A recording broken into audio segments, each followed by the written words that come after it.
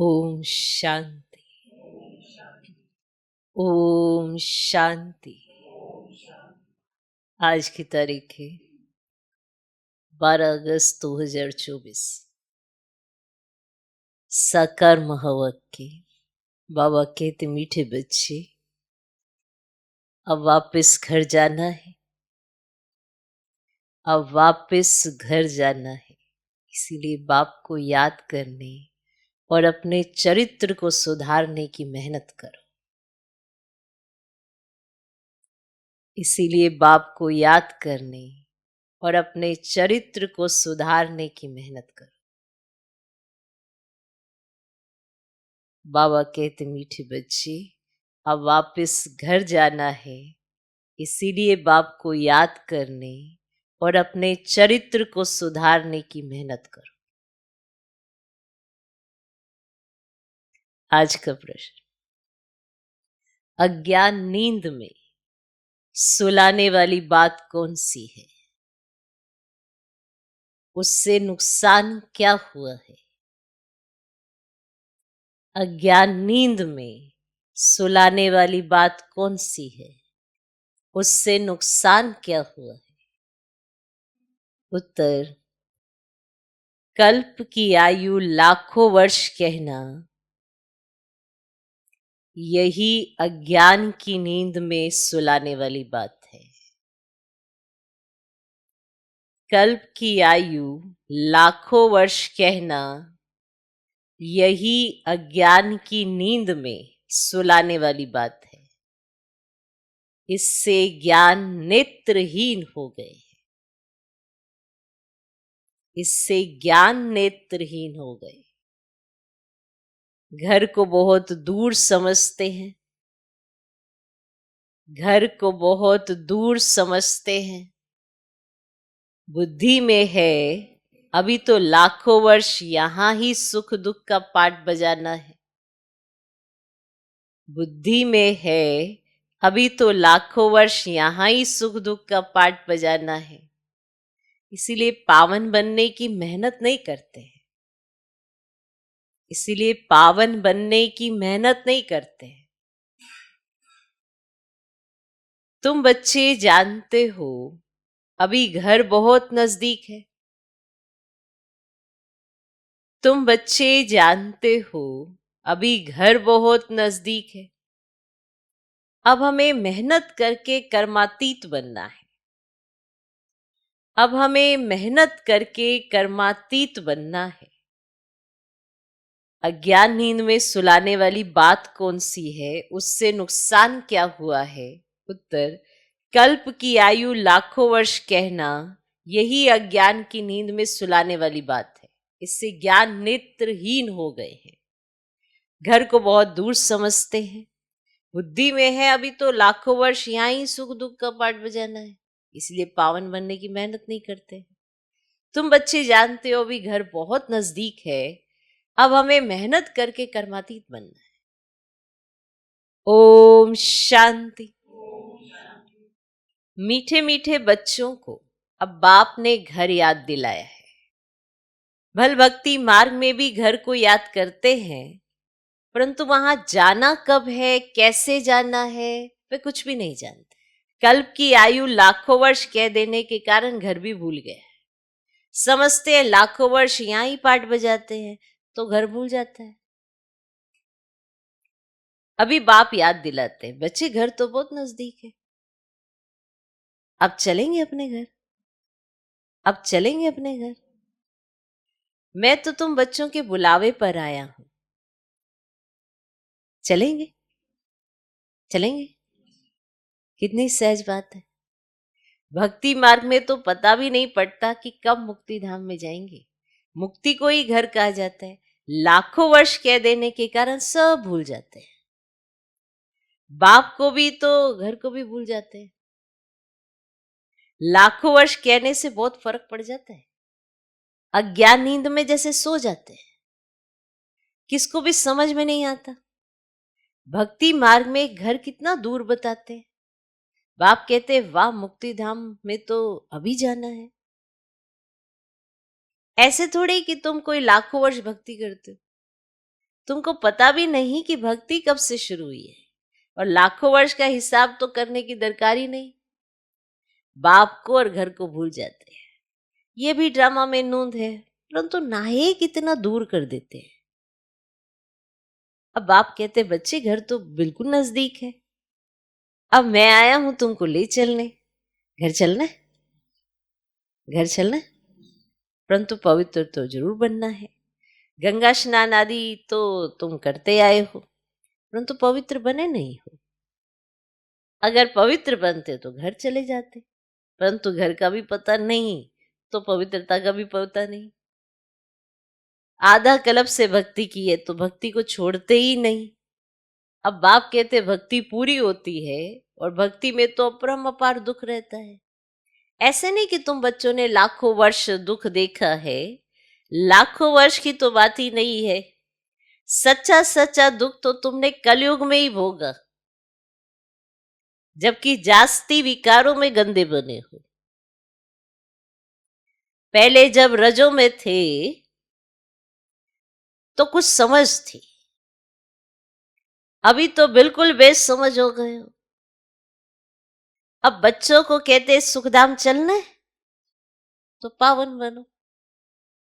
जन्म जन्मांतर के जो पाप सिर पर है उन्हें याद से उतारो, याद से बड़ी खुशी रहेगी। जो बाप तुमको आधा कल्प सुखधाम में ले जाते हैं उनको याद करना है। बाप कहते हैं तुमको ऐसा लक्ष्मी नारायण जैसा बनना है, तो एक तो पवित्र बनो और चरित्र सुधारो।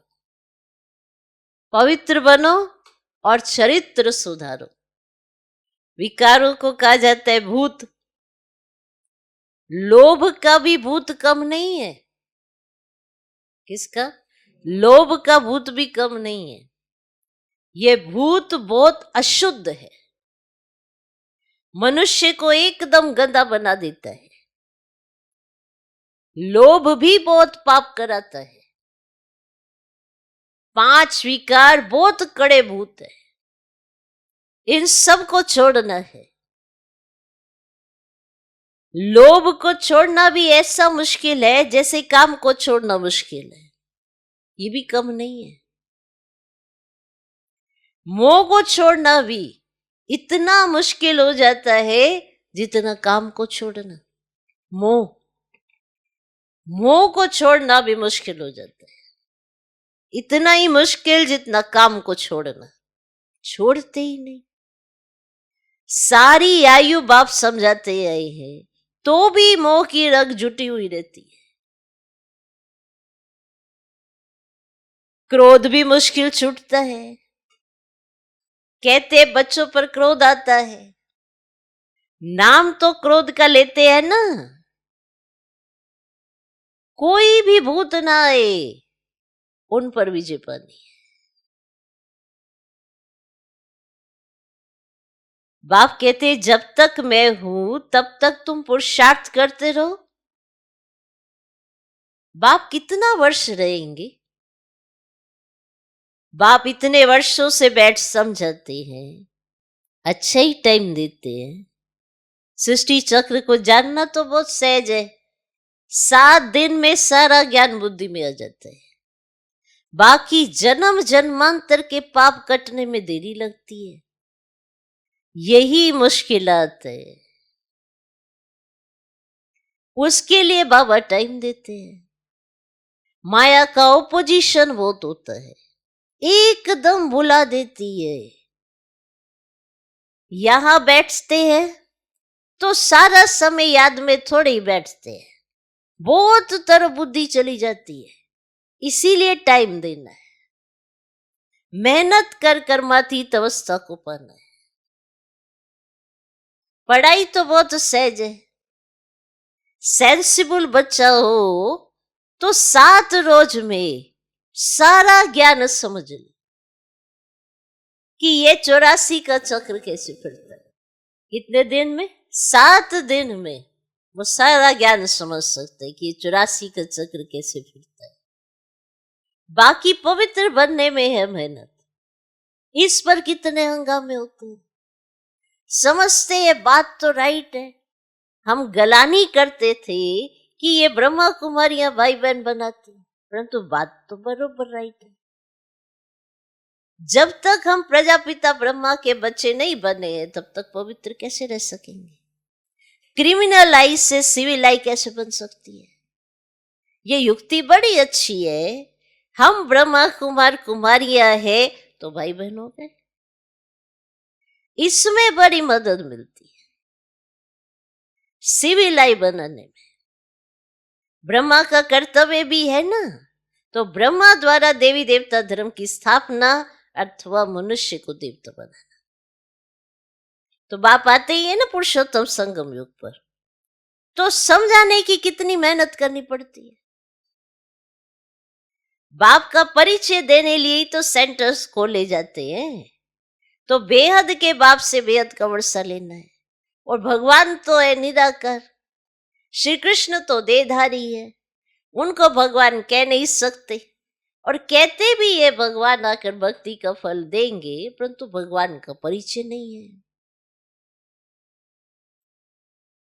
कितना तुम समझाते हो फिर भी समझते नहीं। देहधारी तो पुनर्जन्म में आते हैं जरूर, अब उनसे वर्षा मिल ना सके। आत्माओं को एक परमपिता परमात्मा से वर्षा मिलता है, मनुष्य को जीवन मुक्ति दे ना सके। ये वर्षा पाने के लिए तो तुम बच्चे पुरुषार्थ कर रहे हो। उस बाप को पाने लिए तुम कितना भटकते थे। पहले तो सिर्फ एक शिव की पूजा करते थे और कोई तरफ जाते नहीं थे, वह थी अव्यभिचारी भक्ति। औरों के मंदिर आदि इतने नहीं थे, अभी तो ढेर चित्र है, मंदिर भी बनाते रहते हैं। भक्ति मार्ग में तुमको कितनी मेहनत करनी पड़ती है। तुम जानते हो शास्त्रों में कोई गति सदगति का रास्ता नहीं है, मैं तो एक बाप ही बताते हैं। तो भक्ति मार्ग में कितने मंदिर बनाते रहते हैं। वास्तव में मंदिर सिर्फ एक होते हैं देवी देवताओं के, और कोई मनुष्य का मंदिर बनता नहीं, क्योंकि मनुष्य तो है पतित, और पतित मनुष्य पावन देवताओं की पूजा करते हैं। भले हैं वे भी मनुष्य, परंतु उनमें दैवी गुण है। जिनमें दैवी गुण नहीं है वे उनकी पूजा करते हैं। तुम खुद ही पूज्य थे फिर पुजारी बनते हो। और मनुष्य की भक्ति करना, ये 5 तत्वों की भक्ति करना है। अब शरीर तो 5 तत्वों का बना हुआ है। अब बच्चों को मुक्ति धाम में चलना है, जिसके लिए इतनी भक्ति की है, अब अपने साथ ले चलता हूं। तुम सतयुग में चले जाएंगे। बाप आई है ना पतित दुनिया में आकर पावन दुनिया में ले चलने। पावन दुनिया है ही 2, मुक्ति और जीवन मुक्ति। बाप कहते मीठे मीठे बच्चों, मीठे मीठे बच्चों, मैं कल्प कल्प संगम युग पर आता हूं। तुम भक्ति मार्ग में कितने दुख उठाते हो। और गीत भी है ना, चारों तरफ लगाए फेरे फिर भी हरदम दूर रहे। किससे दूर रहे? किससे? बाप से। बाप को ढूंढने के लिए जन्म बाई जन्म फेरे लगाए, परंतु फिर भी बाप से दूर रहे। इसीलिए बुलाते हे पतित पावन आकर पावन बनो। बाप के सिवाय और कोई बना ना सके। तो ये खेल ही 5000 वर्ष का है। ड्रामा अनुसार हर एक पुरुषार्थ करते जिस प्रकार कल पहले किया है, उस अनुसार ही राजधानी की स्थापना हो रही है।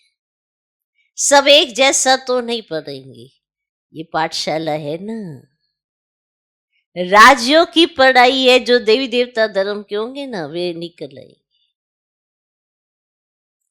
मूल वतन में भी जो संख्या है वह एक्यूरेट होगी, कम जास्ती नहीं। और नाटक में एक्टर्स का अंदाज बिल्कुल पूरा है, परंतु समझ नहीं सकते। जितने भी है उतने एक्यूरेट है, फिर भी वे आकर पाठ बजाएंगे। फिर तुम आते हो ना नई दुनिया में, बाकी सब वहां चले जाएंगे। अभी कोई गिनती करे तो कर सकते हैं, कर सकते हैं ना, अभी तो कर सकते हैं। अभी बाप तो उनको बहुत बहुत बहुत गुये गुये पॉइंट्स बताते हैं। शुरू की और अभी की समझाने में कितना फर्क है। शुरू में जब बाबा आए और अब जो समझानी मिलती है ना, उसमें कितना फर्क है। पढ़ाई में टाइम लगता है, फट से कोई आईसीएस नहीं बन जाएंगे, फट से थोड़ा ही बन जाते हैं। पढ़ाई करनी पड़ती है, सब तरफ से बुद्धि हटानी पड़ती है। तो जैसे उस पढ़ाई में सब एकाग्र होकर ही तो पढ़ाई करते हैं, ऐसे इस पढ़ाई में भी सब तरफ से बुद्धि हटा कर एक बाप में लगानी पड़ती है, तब बनते हैं। नंबरवार पढ़ाई होती है, बाप कितना सहज कर समझाते हैं जो मनुष्य की बुद्धि में सहज बैठ सके। तो दिन प्रतिदिन नए नए पॉइंट समझाते रहते हैं। तो बाप कहते हैं मुझ पतित पावन, बाप को बुलाया है, मैं आया हूं, तो तुम पावन बनो ना। अपने को आत्मा समझ मामिकम याद करो तो तुम सतो प्रधान बन जाएंगे। फिर यहाँ आना पड़ेगा पाठ बजाने। तो बाप कहते आत्मा पतित बनी है, इसीलिए पतित पावन बाप को याद करने से पावन बनेंगे। याद भी किस लिए करते? पावन बनने के लिए ना। कितना वंडर है, इतनी छोटी सी आत्मा कितना पाठ बजाती है। इसको कुदरत कहा जाता है। उनको देखा नहीं जाता है। और कोई कहते हैं हम परमात्मा का साक्षात्कार कर रहे हैं, कहीं ऐसे कहते हैं ना, हमें परमात्मा का साक्षात्कार करा। तो बाप कह रहे इतनी छोटी बिंदी का तुम साक्षात्कार क्या करेंगे? मैं जानने लायक हूं, बाकी देखना तो मुश्किल है। बहुत विशेष पॉइंट है, मैं जानने लायक हूं, बाकी देखना तो मुश्किल है। मैंने देख के भी तुम क्या समझेंगे? बिंदी तुम्हें दिख भी गई तो तुम समझेंगे क्या? मैं जानने लायक हूं, मुझे जानो, मुझे पहचानो, मेरा कहना मानो। तब तो एहसास होगा ना कि भगवान कौन है। मैं जानने लायक हूं, बाकी देखना तो मुश्किल है। आत्मा को ये सब कर्म इंद्रियां मिली हुई है पाठ बजाने के लिए। कितना पाठ बजाती है ये वंडर है। कभी भी आत्मा घिसती नहीं। ये है अविनाशी ड्रामा। ये अविनाशी बना बनाया है। कब बना ये पूछ नहीं सकते। इनको अनादि कहा जाता है। मनुष्यों से पूछो, रावण को कब से जलाते आए हैं? शास्त्र कब से पढ़ते आए हो? तो कह देते हैं अनादि है, पता नहीं है, मुझे हुए ना। बाप बैठ समझाते हैं, हूबहू जैसे बच्चों को पढ़ाते हैं। तुम जानते हो हम बिल्कुल बेसमझ थे, फिर बेहद की समझ आ गई है। वह होती है हद की पढ़ाई और यह है बेहद की। आधा कल्प है दिन, आधा कल्प है रात। 21 जन्म तुम रिंचक भी दुख नहीं पा सकते, रिंचक भी। कहते हैं ना, शल तुम्हारा बाल भी बांका ना हो, कोई दुख दे ना सके। नाम ही है सुखधाम, यहां तो सुख है ही नहीं। मूल बात है पवित्रता की। करेक्टर्स अच्छे चाहिए ना। कोई तुम्हें कुछ कहे ना, ऐसे तो बाबा ने नहीं कहा, पर कोई कुछ कहे और तुम एकदम बाप समान निर्माण चित्त हो, ऐसा बाप ने जरूर कहा है। करेक्टर्स अच्छे चाहिए। और जिसके अच्छे करेक्टर्स होते हैं ना, वो सबके साथ बनाता है, तालमेल बना के रखता है। उसको खुद को भी सुखद एहसास होता है और दूसरों को भी उसके संपर्क में आकर सुखद एहसास होता है।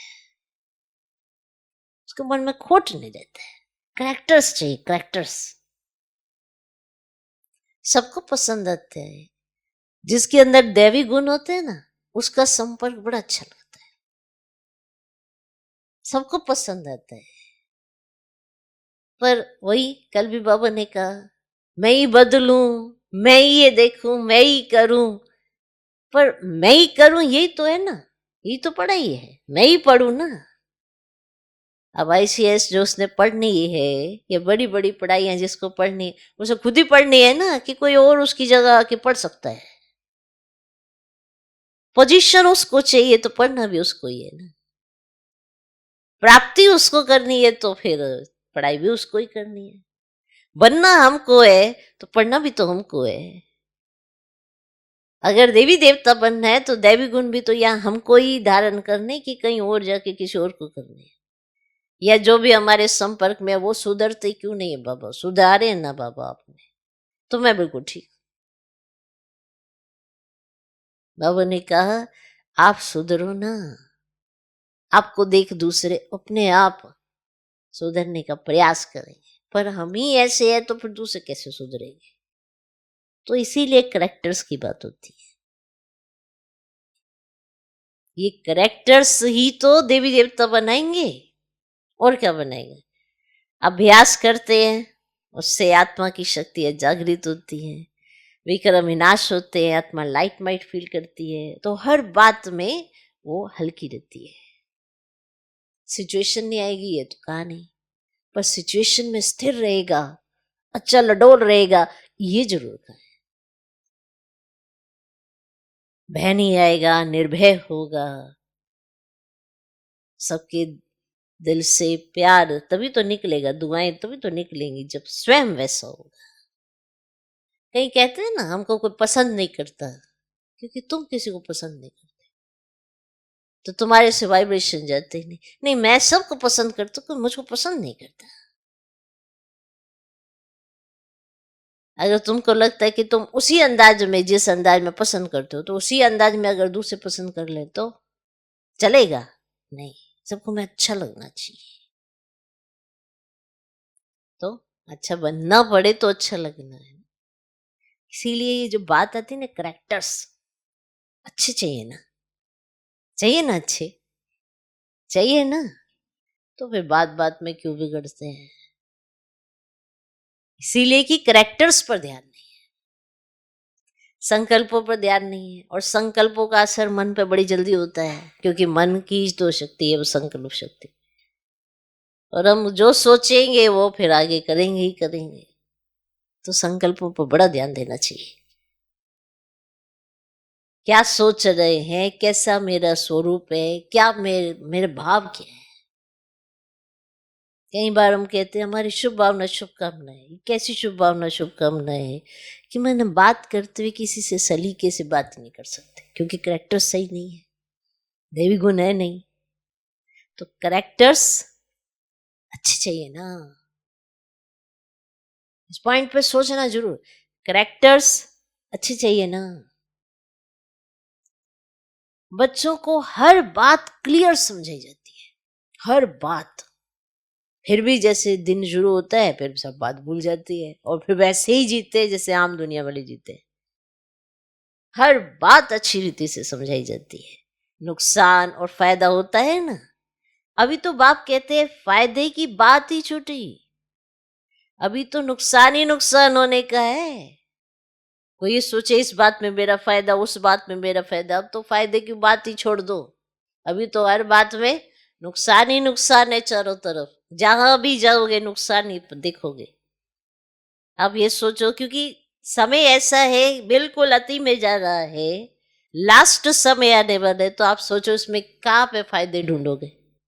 ये तो बाबा का संग है तो फायदा ही फायदा है, और बाप के बगैर आप फायदा ढूंढने जाओगे ना, तो देखना हर बात में नुकसान ही नुकसान। विनाश का समय आ रहा है, उस समय देखना क्या क्या होता है। बरसात नहीं होती है तो अनाज की कितनी महंगाई हो जाती है। भल कितना भी कहते हैं 3 वर्ष के बाद बहुत अनाज होगा, अब सोचो, आपने कहा, आप मनुष्य आत्मा कह रहे 3 वर्ष के बाद बहुत अनाज होगा, अब ये 3 वर्ष के अंदर बरसात ही नहीं पड़ी, फिर आप क्या कहेंगे कि तो प्राकृतिक है, हम क्या कर सकते हैं? अब महंगाई हो रही है क्योंकि चीज ही पूरी नहीं है तो महंगाई हो रही है। जब फसल ही खराब हो जाती है तो वो आता ही नहीं है, तो फिर क्या करेंगे? फिर जो होगा लिमिटेड होगा तो उसको क्या करेंगे? महंगा करेंगे। ऐसे महंगाई होती है। और जब बहुत हो जाता है तो वो सस्ता हो जाता है। ऐसे ही अनाज है। तो कोई कहे 3 वर्ष में बहुत अनाज हो जाएगा, तो अगर प्राकृतिक कोई आपदा आ गई तो फिर वो क्या कहेंगे?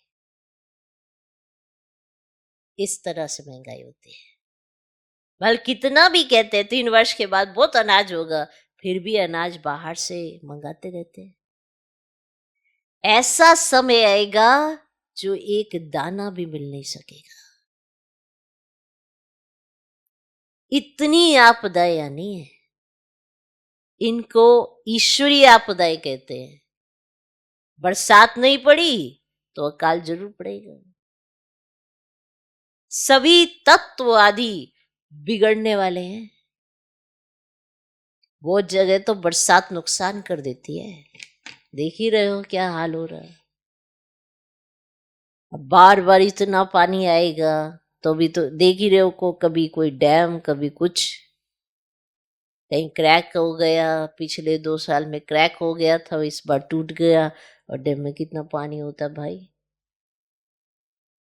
वो सब फिर भी देखा पीछे कि रात रात में ही बादल फट गया, पूरा का पूरा गांव ही बह गया। पहाड़ों पे तो ऐसे ही होता है। जो उनका जीवन है इस समय कितना डिफिकल्ट है। जैसे ही नदी में पानी बढ़ता है उनको रात को नींद नहीं आती है कि ऐसे अचानक से ही बादल न फट जाए और सब ऐसे ना हो जाए। सोचो सोचो, तो कहाँ से अनाज आएगा जब इतना पानी पानी हो जाएगा? तो जो अनाज होगा वो महंगा हो जाएगा। तो बहुत जगह तो बरसात नुकसान कर देती, भगवान बताते हैं। खबरों में सुनते हो, न्यूज में सुनते हो, तो कहते हैं अच्छा ये हो गया ये हो गया। ये तो भगवान डायरेक्ट ही बता रहे हैं ऐसा होता है। तुम बच्चे जानते हो बाप आदि सनातन देवी देवता धर्म की स्थापना कर रहे हैं। तुम्हारी एम ऑब्जेक्ट है ये। फिर से तुमको नर से नारायण बनाते हैं। ये बेहद का पाठ बेहद का बाप ही पढ़ाते हैं। जो जैसा पढ़ेगा ऐसा पढ़ पाएगा। बाप तो पुरुषार्थ कराते हैं। पुरुषार्थ कम करेंगे तो पद भी कम पाएंगे। टीचर भी स्टूडेंट को समझाएंगे ना। दूसरे को जब आप समान बनाते हैं तब मालूम पड़ता है ये अच्छी रीति पढ़ते और पढ़ाते हैं। मूल है ही याद की यात्रा। सिर पर पापों का बोझ अब होता है, मुझे याद करो तो पाप भस्म हो। ये है रूहानी यात्रा। छोटे बच्चे को भी सिखलाओ कि शिव बाबा को याद करो। उनका भी हक है। छोटे छोटे बच्चों को भी सिखाओ, उनका भी हक है। ये नहीं समझेंगे कि अपने को आत्मा समझ बाप को याद करना है, नहीं सिर्फ शिव बाबा को याद करेंगे, ये तो सिखा दो। मेहनत करने से उनका भी कल्याण हो सकता है, छोटे बच्चों का भी। वो भी समझ जाएंगे क्या हमें करना है क्या नहीं करना है। माँ बाप अगर बच्चों पर थोड़ी मेहनत करे तो उनका भी कल्याण हो सकता है। समझ जाएंगे वो तो तुरंत समझ जाते हैं। पर आपको तरीका आना चाहिए सिखाने का, और वो तरीका आप खुद सीखे। आपके बच्चे हैं, आपको सीखना ना अपने बच्चों को कैसे सिखाना है। कि बच्चे सुनते नहीं है, बच्चे सुनते नहीं है। अच्छा, स्कूल जाते हैं तो वो सुनते हैं, तो माँ बाप कैसे भेजते हैं स्कूल में? क्योंकि उनके कल्याण के लिए भेजते हैं। तो इस पढ़ाई के लिए क्यों नहीं उनको सिखाते इसमें भी तुम्हारा कल्याण है? क्योंकि खुद भी ऐसे लाचारी हालत में चलते तो उनको भी फिर लाचारी ऐसा बना देते हैं। बिना शिव बाबा के कुछ नहीं मिलता, कुछ नहीं प्राप्त होगा। इतने से बच्चे को ही सिखाते जाओ, तो जब बड़ा होगा तो उसे समझ में आएगा ना बिना शिव बाबा के कुछ नहीं। माँ बाप अपने बच्चों को तोहफे देते रहते हैं। कैसा लगा कैसा लगा, देखो पापा लाए, देखो मम्मी लाई। खुश हो जाते हैं। हाँ पापा ने दिया मम्मा, ये कभी कहा ये शिव बाबा ने दिया है। हाँ हम तो कहते हैं, पर दिल से कहना और दिल से शिव बाबा की तरफ ही लेके जाना, इसमें मेहनत लगती है। बच्चे को कैसे लगा, मम्मी तो लाई नहीं तुम्हारे लिए, देखो तुम्हारे लिए पापा लाते हैं। जब मम्मी लाएगी तो अपना बताएगी, पापा लाएगा अपना बताएगा। किसी ने बताया कि मम्मी पापा के पास कहाँ से आया। धीरे धीरे करते करते ऐसे बच्चों को शिव बाबा की याद में बिठाना होता है। तो फिर उनके संस्कार माना सुधर जाते हैं। बच्चे बिगड़ते क्यों हैं, यूथ क्यों बिगड़ रहा है? उनको पता है सही दिशा दिखाने वाला कोई है नहीं, इसलिए वो सुनते नहीं। तो माँ बाप पहले सुनते नहीं तो फिर बच्चे भी सुनते नहीं, तो दोनों ही एक दूसरे की तरफ हो जाते हैं। अगर आप सुनते हो, भगवान का सुनते हो, उनको भी लगता है भगवान का सुनते हैं, तो आपके प्रति उनके दिल में स्नेह रहता है। ये ईश्वरीय ताकत होती है जो अपना काम करती रहती है। लेकिन हम अपने पिछाड़ी लगाए रहते हैं, मेरो बच्चों मेरो बच्चों। फिर उनको 365 दिन में कुछ दिन कहते हैं पापा को याद करो, वो सुनते ही नहीं है। हर रोज उनका भी हक है, उनका भी हक है कि वो भी ले ले। इसीलिए जब बच्चे होते हैं ना छोटे, तो हम हमेशा यही कहते हैं अब जिम्मेवारी माँ बाप की होती है, वो भी छोटे हैं। जब उन्होंने निर्णय करने की उनकी ताकत आ जाती है, फिर जिम्मेवारी उनके संस्कारों की उनकी अपनी हो जाती है। लेकिन जब तक वो आपके अंडर है तब तक जिम्मेवार आप हैं। अगर उनके संस्कार बिगड़ रहे हैं तो इसे कहते हैं माँ बाप की वजह से बच्चों के संस्कार बिगड़ गए। समझे? ये नहीं कि छोटा अब क्या करे, मानता नहीं है ना, सुनता नहीं है ना, जिद करता है ना, तो ऐसा ही है। फिर हम उसको वैसे ही कर देते हैं जैसे में वो चुप रहे और कोने में पड़ा रहे। इसीलिए टीवी और ये सब चीजें लगा के दे देते हैं, और खुद भी टीवी में लगे रहते हैं, खुद भी फोन में वो भी फोन में, तो दोनों मस्त अपना देखे जाते हैं। फिर कहते बच्चे सुनते नहीं है।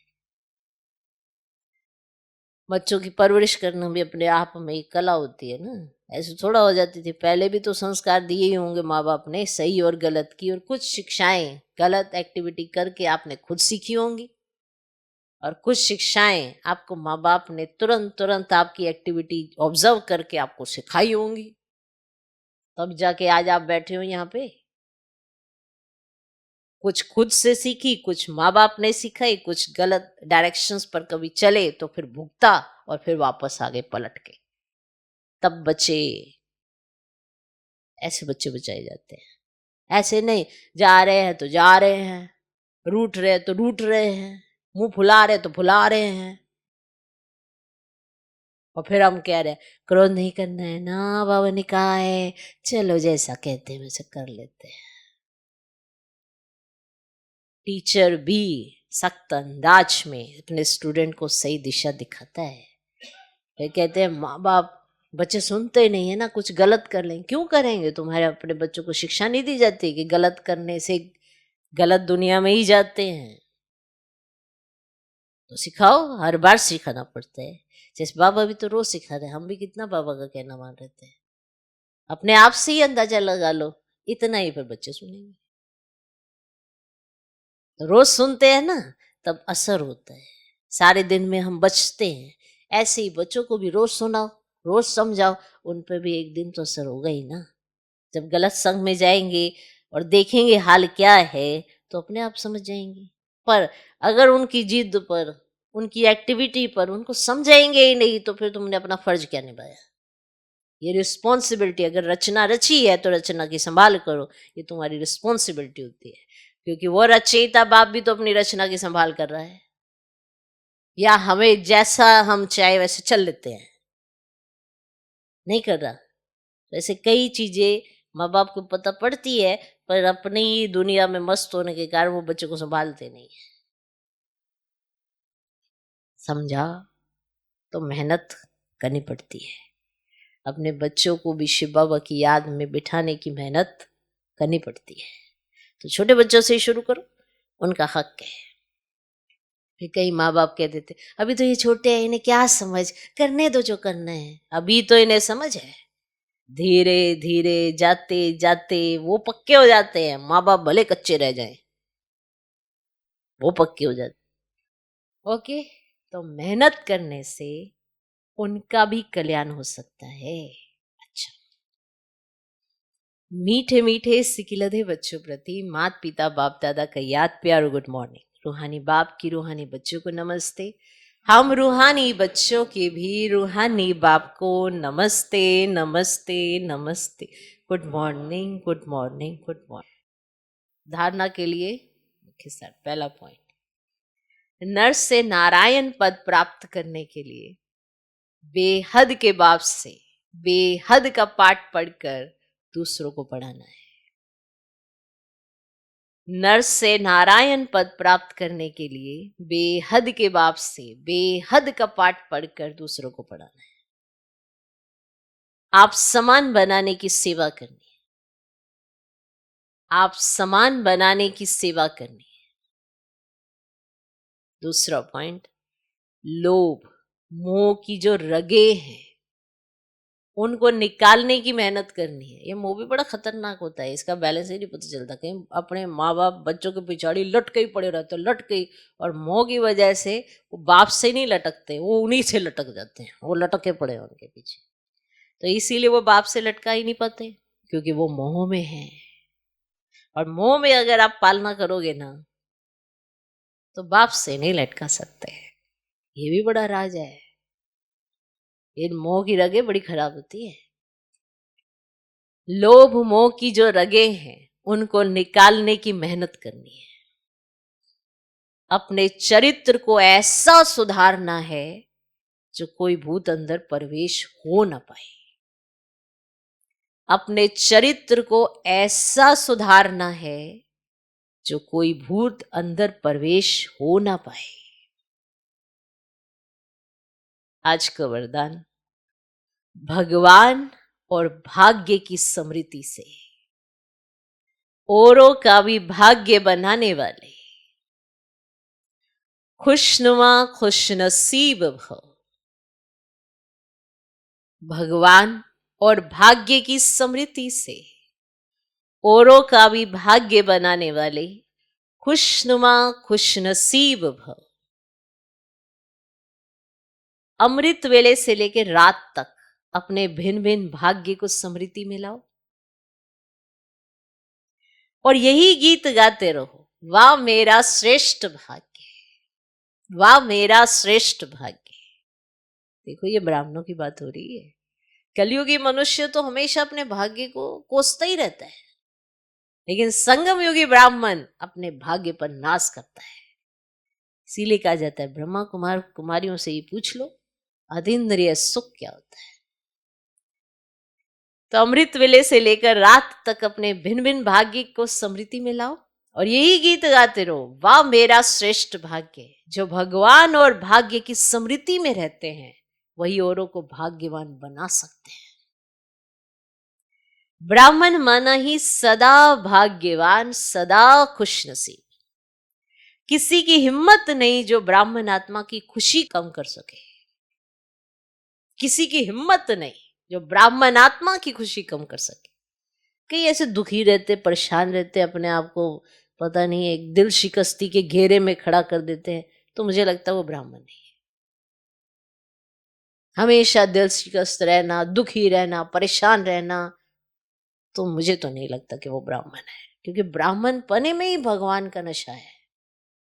आप ब्राह्मण हो क्योंकि भगवान मिला है तो आप ब्राह्मण बने हो ना। अगर आपको भगवान ही ना मिलता तो हम ब्राह्मण थोड़ा होते। सिर्फ नामधारी ब्राह्मण हो सकते हैं लेकिन ब्राह्मण नहीं है। और ब्राह्मण जो है वो खुश रहेगा सदा। और कुछ ऐसा हो नहीं सकता कि आपकी खुशी गायब हो जाए। तो किसी की हिम्मत ही नहीं। आपको वर्ल्ड ड्रामा का इतना श्रेष्ठ ज्ञान है, आपको आत्मा का, परमात्मा का, सृष्टि चक्र का और हर बात का इतना श्रेष्ठ ज्ञान है। पहले ऐसे सोचते थे जब ज्ञान नहीं मिला था, ये क्यों हो रहा है, वो क्यों हो रहा है, ऐसा क्यों हो रहा है, मेरे साथ ऐसा। अगर आप भी आज भी ब्राह्मण बन के ऐसे ही सोचते हो तो मुझे लगता है ये ज्ञान नहीं है। कि मेरे साथ ऐसा क्यों करा, वो मेरे साथ ऐसा क्यों करा, इसने मुझे ये ऐसा क्यों कहा, उसने मुझे ऐसा क्यों, तब भी मुझे ये लगता है ये यहाँ ज्ञान नहीं है। इसीलिए कोई किसी की निंदा करता है या कोई किसी की स्तुति कर रहा होता है तो मुझे समझ में आ जाता है कि ये बाप तो है नहीं, बस ये ज्ञान नहीं है। और ना ही ज्ञान है तो फिर वो ब्राह्मण नहीं है। तो इसीलिए फिर रहम भाव हो आता है और कुछ नहीं आता। तो किसी की हिम्मत नहीं जो ब्राह्मण आत्मा की खुशी कम कर सके। हर एक खुशनुमा खुश नसीब हो। ब्राह्मण जीवन में खुशी का जाना असंभव है। ब्राह्मण जीवन में खुशी का जाना असंभव है। बल शरीर चला जाए लेकिन खुशी जा नहीं सकती। बल शरीर चला जाए पर खुशी जा नहीं सकती। और ये खुशी उसी को महसूस होती है जिसने भगवान और भाग्य को जान लिया। इसीलिए भगवान जानने की चीज है, देखने की नहीं।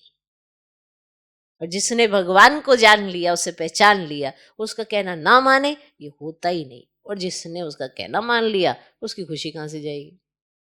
तो ये ब्राह्मण जीवन में खुशी का जाना असंभव है। बस शरीर चला जाए लेकिन खुशी जा नहीं सकती। आज का श्लोक, माया के झूले को छोड़ अतीन्द्रिय सुख के झूले में सदा झूलते रहो। ये माया भी तो झूला झूलाती है। माया अपने जो स्वभाव है, संस्कार है, वो हमारे अंदर इमर्ज कराती रहती है, व्यर्थ के संकल्प लाती रहती है। तो माया के झूले में झूलते हैं और समझ मैंपन के झूले में झूलते हैं। तो अतीन्द्रिय सुख का झूला झूल नहीं पाएंगे, क्योंकि दो ही झूले। या तो माया का झूला झूलेंगे तो परेशान, दुखी, हैरान ये महसूस होगा, खुशी महसूस नहीं हो सकती। और जब बाप की गोद में झूलेंगे अतीन्द्रिय सुख का झूला मिलेगा। इसीलिए कहा ब्राह्मण ही अतीन्द्रिय सुख का अनुभव कर सकते हैं कि वो बाप के साथ है। तो माया के झूले को छोड़ अतीन्द्रिय सुख के झूले में सदा झूलते रहो। ओम शांति।